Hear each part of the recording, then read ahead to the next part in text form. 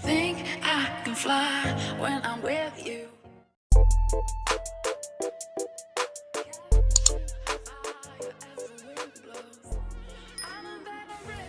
Halo teman, kembali lagi ya. Kita jumpa lagi di channel ini. Saya berharap kalian semua dalam keadaan sehat. Apalagi di masa pandemi COVID kayak gini, saya berharap kalian bisa menjalani protokol kesehatan dengan baik, pakai masker, cuci tangan, dan menghindari kerumunan, tapi tidak mendekati atau membuat satu kerumunan. Karena kita tahu penyakit coronavirus ini semakin hari semakin meningkat.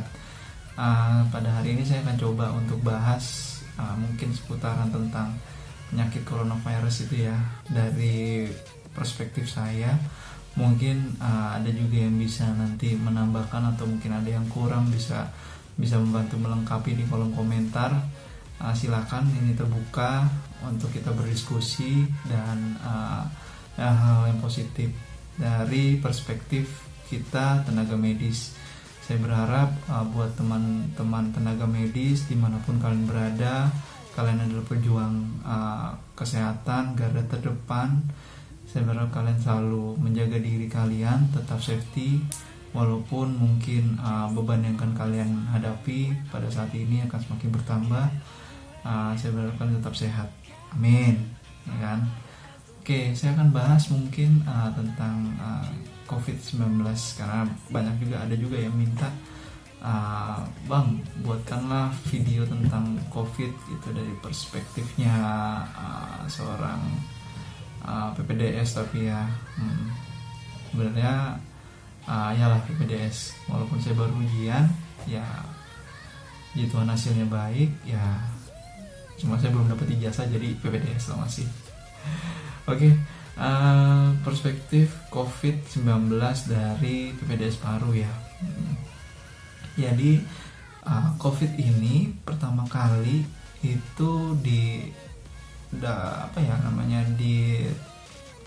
bisa dibilang pertama kali ada itu di Cina. Di Cina itu melaporkan kepada WHO itu pada bulan Desember, menemukan satu virus yang belum teridentifikasi penyakitnya, jadi masih misterius. Kenapa namanya COVID-19? Dulu namanya SARS-CoV ya. Jadi Severe Acute Respiratory Syndrome Coronavirus. Nah, dirubah namanya menjadi COVID-19 karena SARS-CoV ini banyak jenisnya, banyak strainnya. Jadi kita tahu SARS-CoV itu salah satunya flu babi, flu burung, itu SARS-CoV semua. Nah, COVID-19 ini itu karena tahun 2019 lah pertama kali ditemukan yang memiliki strain yang berbeda dari strain yang sebelumnya. Tapi penyebarannya ini awalnya dari binatang ke manusia. Jadi makanya di Wuhan, di pasar hewan waktu itu ya, itu yang pertama kali dilaporkan kemungkinan pasien zero. Nah, itu dari sana. Jadi pasien zero itu pasien yang pertama kali terinfeksi corona itu ya, dan menginfeksi lainnya ya. Cuman bedanya virus ini itu sama jenis corona yang lain, yang dari flu babi, flu burung, itu virus-virus tersebut itu sebelumnya hanya menginfeksi binatang ke manusia, tidak dari manusia ke manusia. Nah, kenapa sih COVID-19 ini bisa menyerang semua manusia ya? Karena kemampuan dia mungkin sudah bermutasi, atau memang dia memiliki satu gen yang bisa cepat dia beradaptasi di dalam tubuh sehingga bisa menginfeksi dari orang ke orang. Nah, inilah yang menyebabkan si coronavirus ini sekarang bisa menjadi pandemi ya. Jadi ini mungkin hampir sama kayak flu Spanyol dulu lah ya, cuman flu Spanyol penyebabnya saya belum update lagi. Nah, tapi dari semua penyakit ini semuanya itu sama, gejala respirasinya itu ada gitu, nyata, seperti batuk, sesak, demam, gejala pneumonia biasalah. Nah, cuma yang membedakannya itu dari gejala pneumonia yang lain, dia begitu di swab, biasa kan kalau untuk pneumonia kita juga periksa dahak. Periksa dahaknya itu ya salah satu dari sputum. Nah, pemeriksaan si COVID ini juga bisa dari sputum, malah efektivitasnya lebih meningkat dibanding dari swab, karena diambil langsung dari saluran nafas gitu. Jadi itu akan lebih baik akurasinya dibanding swab sebetulnya. Nah, jadi disitulah yang nanti akan membedakan, oh ini penyebabnya COVID, oh ini ternyata pneumonia bakterialis atau pneumonia karena jamur atau karena virus yang lain. Nah, itu yang membedakannya dengan PCR. Nah, PCR itu yang diperiksa adalah genetiknya, kasarkanlah gampangnya genetiknya si virus itu. Jadi dicocokkan genetiknya sama yang ada di mesin, oh sama berarti penyebabnya virus coronavirus. Nah ya, jadi itu, jadi gejalanya tuh sama ya, cuman nanti ada yang membedakan itu dari lab, dari radiologis itu bisa membedakan, oh ya dari patogenesisnya itu sama lah, sama seperti SARS pada umumnya, tapi memang sampai saat ini lagi masih tetap teliti lagi bagaimana. Jadi kalau misalkan saya bicara patogenesisnya, mungkin ini dari kuliah-kuliah yang udah pernah diberikan. Jadi pertama kali SARS-CoV ini akan masuk ke dalam saluran nafas bagian atas. Saluran nafas bagian atas maksud saya melalui mulut atau melalui faring. Nah, dia akan diam di situ. Nah, dalam beberapa lama waktu dia akan menetap dan mungkin bisa dibunuh dan dibersihkan oleh respon imun innate ya, respon imun innate atau mukosiliari melalui sekret gitu ya, itu respon innate salah satunya. Dan ada juga bisa pakai NK cell natural killer, terus juga bisa pakai sel sitotoksik, itu bisa juga. Tapi kalau misalkan dia nanti lanjut nggak bisa dieliminasi di faring atau di laring, nah nanti kan dia masuk ke saluran nafas bagian atas. Nah saluran nafas bagian atas itu sama mekanismenya tetap seperti itu, mekanisme mukosiliari melalui sekret batuk, terus nanti juga melalui natural killer ya, responnya hanya ini. Tapi begitu dia masuk ke tahap berikutnya yang step 3, ke tahap 3 itu dia berdiam di alveolus, di saluran napas paling bawah. Nah disitulah banyak respon-respon yang akan dari tubuh untuk menahan si virus itu supaya tidak bisa menyebar ke bagian paru-paru lain. Nah seperti ini nanti gambarnya. Nah jadi si virus ini akan masuk itu ke dalam sel, dia itu menyerang S-angiotensin converting enzyme S2 ya, S2. Jadi itu S2 itu kalau di paru-paru itu banyaknya di sel pneumosit 2. Jadi si pneumosit, ada sel pneumosit 1 dan sel pneumosit 2. Sel pneumosit 2 itu fungsinya adalah menjaga supaya alveolus itu tetap berkembang, ya mengembang ngepis. Nah, tapi kalau di sel pneumosit 1 dia menjaga aliran keluar masuknya dari oksigen, proses difusi lah. Jadi sebenarnya nggak ada kaitannya lah ya.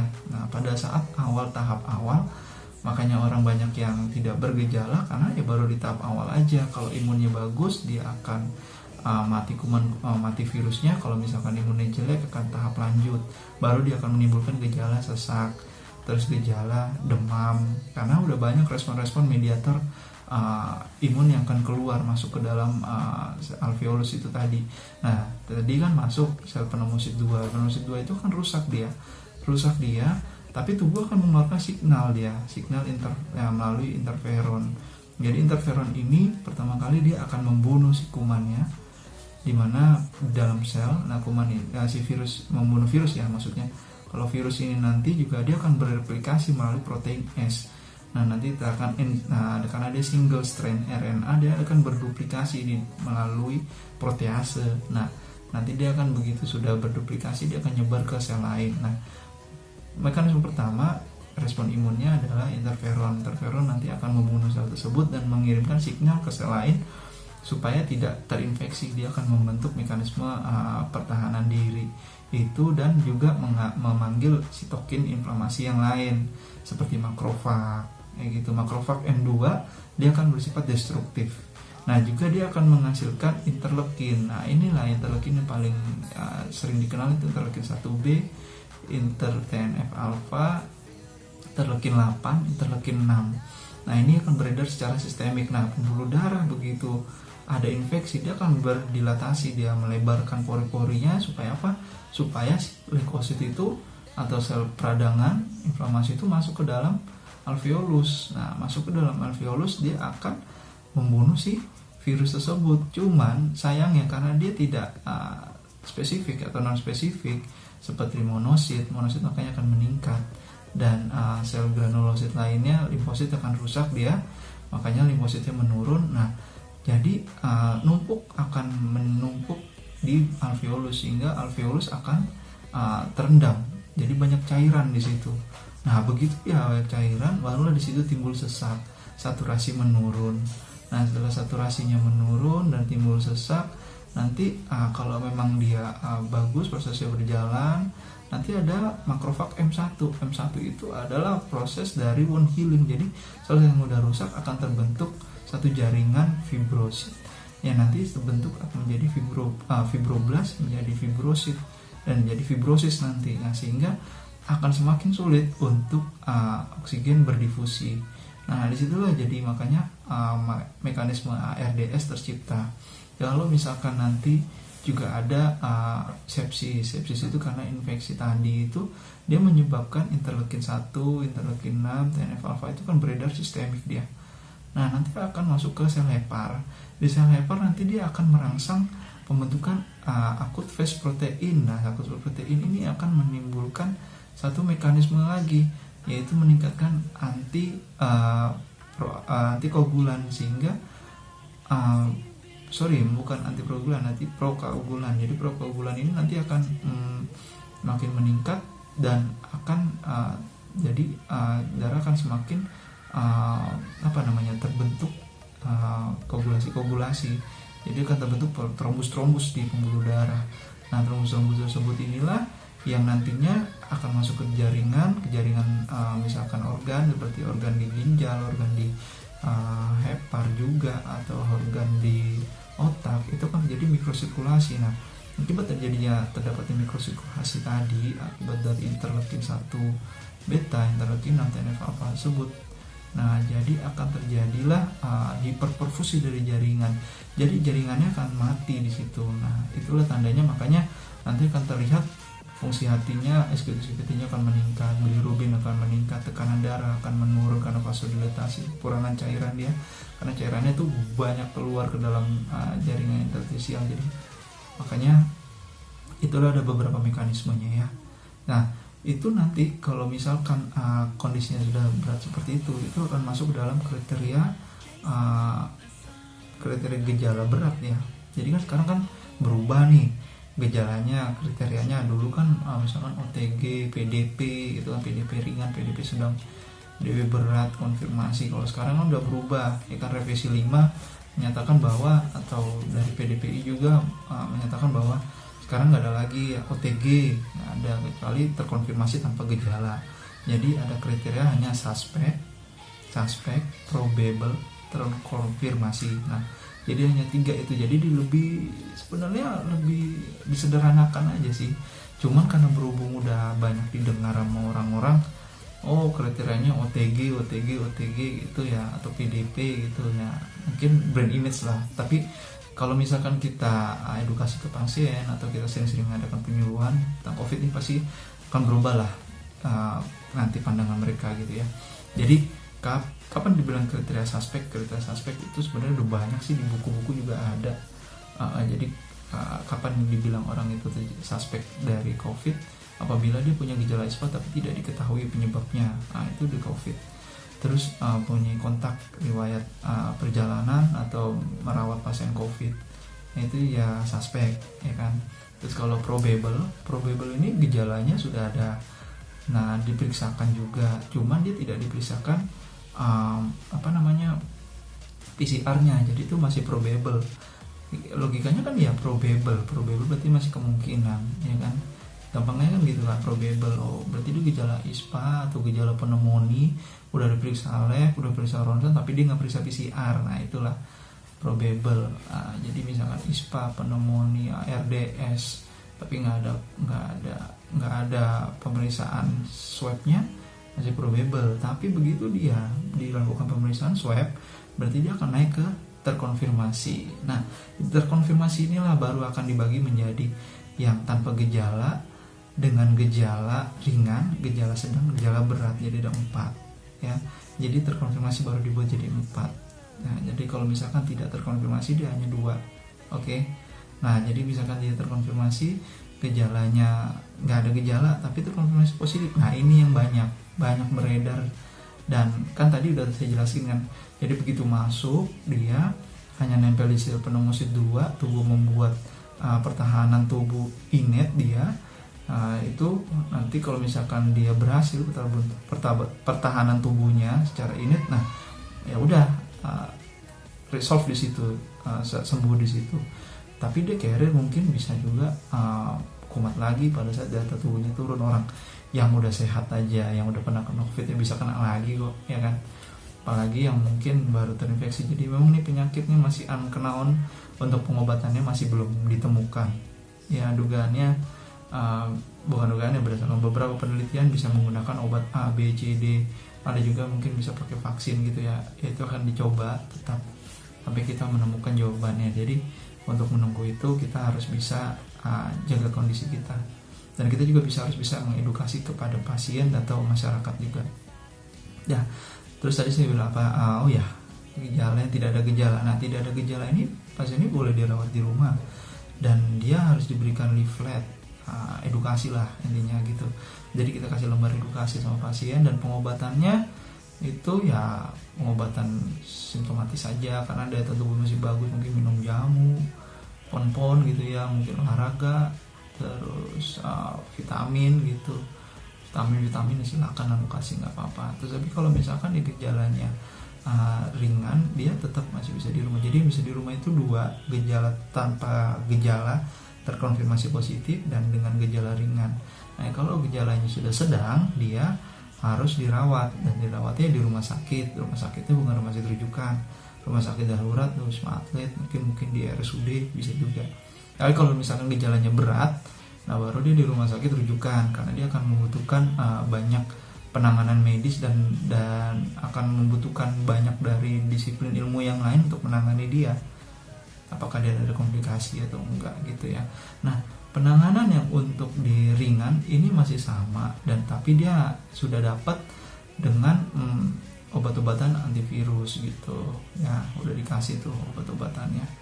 Nah apalagi ada komorbid, walaupun gak ada gejala tapi komorbid, ya dia udah bisa dikasih antivirus. Tapi kalau enggak ya, kalau yang sedang dan yang berat atau yang mungkin yang mengancam jiwa, itu dia sudah dapat obat-obatan injeksi. Nah jadi banyak yang bisa dikasih, yaitu vitamin C. Vitamin C nya dosis tinggi tergantung sediaan, mulai dari 50 mg sampai 200 sampai 400 mg bisa 3 kali dalam sehari. Mau tablet, mau injeksi silakan, nggak ada masalah. Terus kalau yang mulai dari ringan tadi, yang tanpa komorbid atau yang tanpa gejala tapi dengan komorbid, atau ringan dengan komorbid, ringan tanpa komorbid, itu udah bisa juga kalian kasih antivirus yang ada aja, nggak apa-apa ya. Misalkan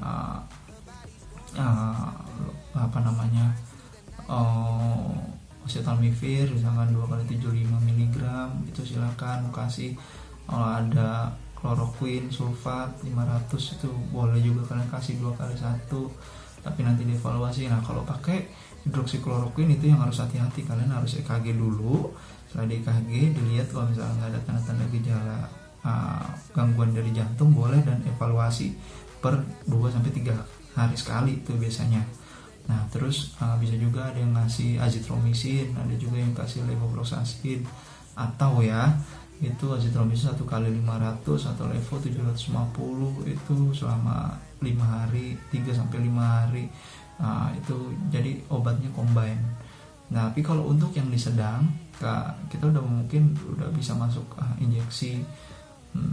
Nah jadi perbedaannya apa sih yang dari ringan ke sedang, dari sedang ke berat? Gampangnya kalau misalkan dari ringan ke sedang, jadi yang sedang ini dia itu udah perlu oksigenasi. Nah oksigenasi tapi saturasi masih bagus. Tapi kalau misalkan yang berat, dia udah pakai oksigenasi tapi saturasinya masih rendah, di bawah 90. Jadi banyak panduan lah yang mengatakan ada di atas 93, di bawah 93 atau di bawah 90. Ada juga nanti kan harus hitung dari PF rasionya, apakah di bawah 250 gitu ya, itu juga udah masuk ke berat. Tapi kalau misalnya di atas mungkin masih enggak. Jadi analisa gas darah itu penting, dan saturasi itu penting, dan itu harus bisa diukur setiap saat pada pasien bagus. Jadi ada monitor ya.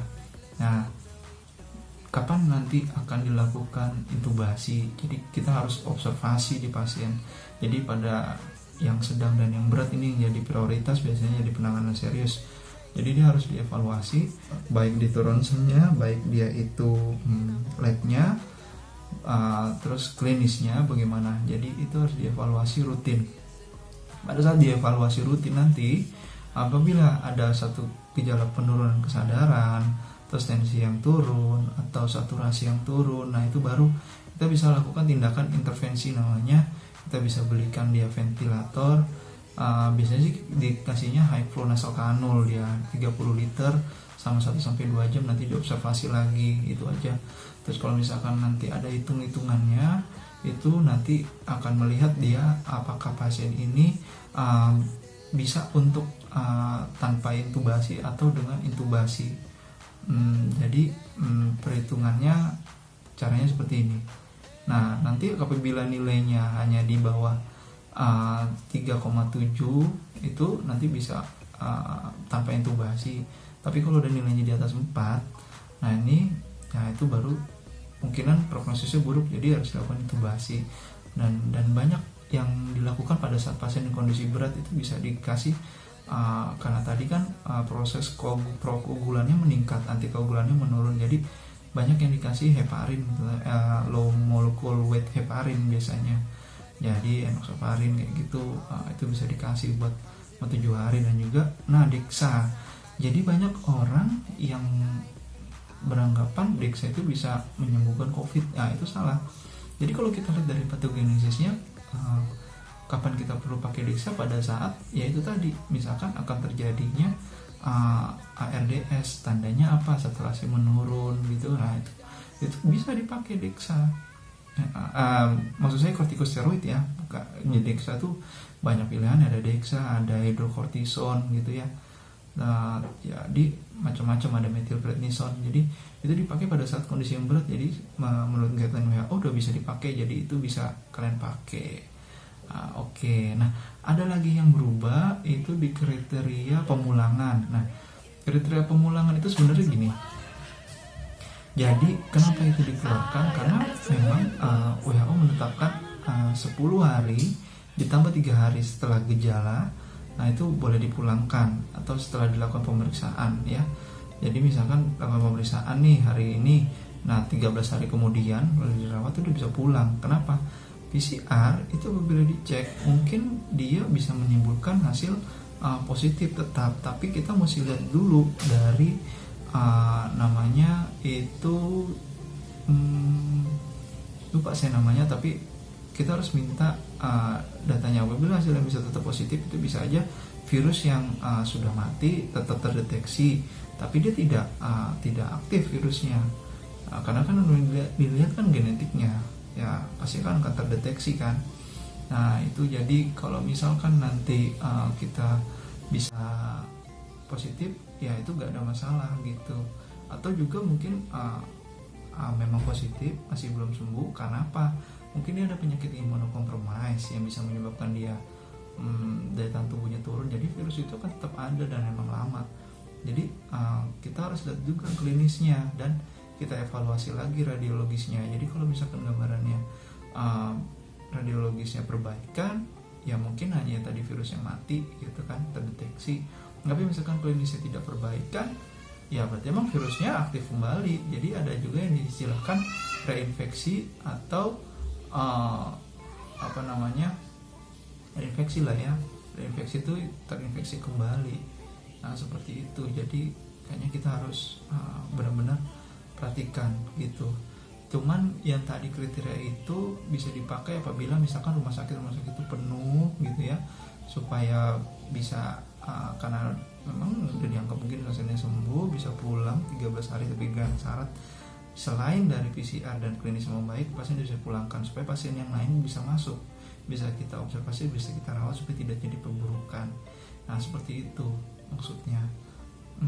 Satu lagi tadi itu yang terkonfirmasi itu ada juga dikatakan dia ISPA, RDS dan meninggal. Jadi kalau makanya ada yang jadi permasalahan, kenapa dok kok orang yang meninggal dengan reaktif COVID tapi pemakamannya harus sesuai protokol COVID. Ya itu jawabannya. Karena yang misalkan meninggal itu dan tiba-tiba ataupun dengan tidak tiba-tiba ditambah dengan adanya satu imunoglobulinnya yang aktif atau positif reaktif imunoglobulin M, itu kan dia menandakan dia proses akut. Nah itu makanya kemungkinan si virus itu ada gitu. Jadi makanya dia harus dimakamkan secara protokol COVID, dianggap dia sudah terkonfirmasi COVID gitu. Tapi bukan berarti yang G juga enggak. Ya bisa aja yang G itu juga masih aktif ya kan? Karena imunoglobulin itu akan terbentuk 7 hari setelah inkubasi. Setelah dia memang menunjukkan gejala 7 hari baru bisa, bahkan 14 hari, bahkan lebih lama gitu. Jadi makanya itulah jawabannya kenapa pasien yang dengan reaktif dengan rapid test yang periksa antibodinya itu positif dimakamkan secara COVID. Memang kami guru-guru kami menyatakan bahwa kita nggak pernah pakai atau mendeklarasikan bahwa si rapid test itu untuk dipakai mendiagnosis dari COVID, nggak pernah. Karena orang yang terinfeksi COVID pertama kali itu antigennya itu, antibodinya itu belum terbentuk. Jadi yang direkomendasikan untuk mendiagnosis adalah dengan swab PCR. Makanya dari dulu udah dibilangkan loh, swab yang dipakai di negara lain pun tidak dipakai. Jadi kapan bisa dipakai rapid? Ya itu tadi untuk melihat apakah sudah terbentuk antibodinya. Apabila terbentuk antibodinya, justru itu yang diharapkan. Antibodi yang mana? Antibodi imunoglobulin G. Nah, kalau misalkan imunoglobulin G-nya positif, berarti dia udah terbentuk vaksinasi secara alamiah dari tubuhnya. Nah, justru itu yang diharapkan.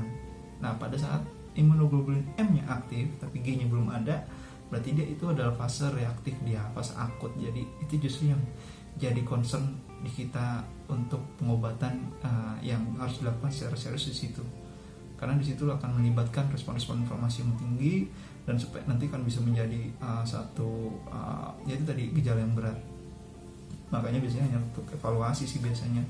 Tapi kalau untuk orang tanpa gejala atau orang nggak ada gejala terus dipakai buat syarat pergi, ya kebanyakan hasilnya yang negatif. Tapi begitu di swab hasilnya positif. Jadi kita sebagai dokter atau tenaga medis harus bisa juga menjelaskan supaya masyarakat ini paham bahwa rapid itu nggak bisa dijadikan satu pegangan. Jadi untuk mendiagnosis satu COVID harusnya yang dipakai adalah swab. Oke? Kalau misalkan nanti ada yang mau tanya atau ada yang bisa mau diskusi, silakan di kolom ini, kolom komentar saya akan buka diskusi sharing-sharing kita nanti supaya bisa menambah wawasan kita. Karena banyak juga yang kurang dari saya, nanti mungkin akan saya tambahkan di situ juga kolom komentar apabila tadi ada statement yang misalkan kapan, kalau misalkan kita periksa swab itu ada kualitas dan kuantitatifnya juga harus diminta. Nah kuantitatifnya itu namanya CT threshold. Nah CT thresholdnya itu harus diminta. Kalau misalkan dia nilainya kalau nggak salah di bawah 30, ya itu udah nggak viral, itu udah berkurang, berarti itu kuman yang virus yang mati gitu. Nah jadi mungkin nanti ada yang bisa kita diskusikan atau ada yang mau komentar, silakan kita bisa buka forum melalui video ini ya. Oke, mungkin itu aja dari saya yang bisa saya sampaikan. Semoga bermanfaat buat kita semua. Semoga kita semakin paham dan semakin kita dekat, bukan dekat dengan COVID maksudnya kalau misalkan kita semakin kenal ya kan satu dengan sesuatu, itu kita akan tahu di mana kapan kita harus mencegah, menanganinya, dan kelemahannya di mana. Nah itu harapannya, dan supaya juga bisa membagikan pengetahuan ini kepada teman-teman yang lain. Oke? Ya mungkin begitu saja. Terima kasih sudah menonton. Saya harap bisa jadi masukan buat kita semua ya, terutama teman-teman yang ada di daerah yang agak jauh. Jadi ya kira-kira mudah-mudahan bisalah buat bahan-bahan diskusi lah, atau bahan untuk kita ngobrol-ngobrol di sini.